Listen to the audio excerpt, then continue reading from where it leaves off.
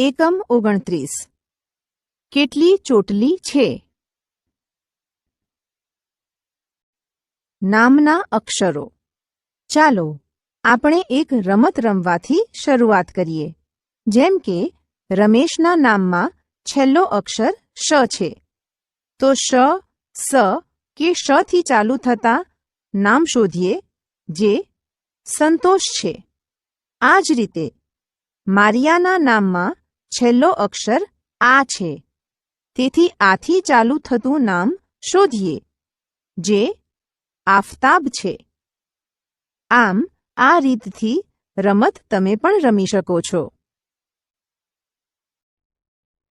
મહાવરો.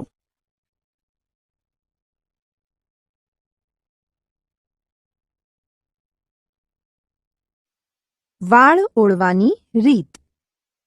માલા નિશાળે જઈ રહી છે. તેની માતાએ તેના વાળ ઓળ્યા છે. માલાને 2 ચોટલીઓ છે.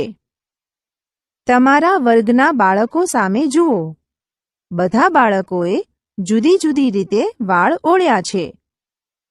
અહીં આ સમજવા એક ઉદાહરણ લઈએ. આદર્શ સ્કૂલમાં ધોરણ 2માં 60 વિદ્યાર્થીઓ ભણે છે. તેમાંથી 25 છોકરાઓ છે અને 35 છોકરીઓ છે.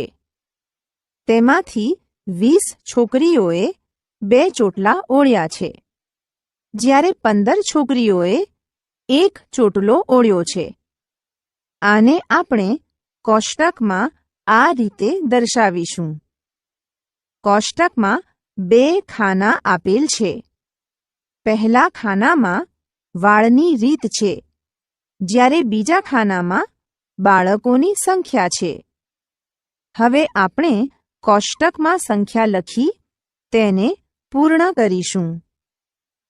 1 ચોટલો ઓળ્યો હોય તેવી છોકરીઓની સંખ્યા 15 છે, તેથી તેની સામે 15 લખશું.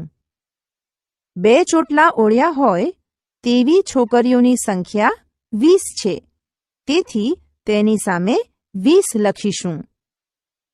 સાદા વાળ આ રીતે છોકરાઓ જ ઓળતા હોય છે, તેથી તેઓની સંખ્યા 25 છે, જે તેની સામે આ રીતે લખીશું. પગરખાના નંબર.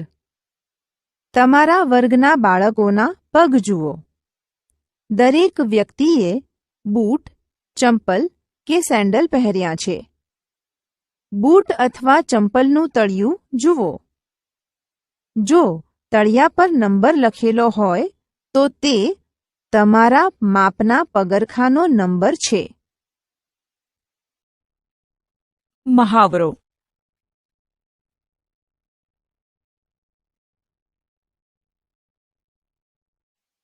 તમને ગમતા રંગ.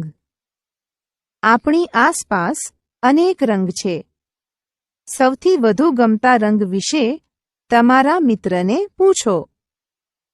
કેટલા બાળકોને પીળો રંગ ગમે છે? તેમની સંખ્યા કોષ્ટકમાં લખો. બીજા રંગ માટે કોષ્ટક ભરો.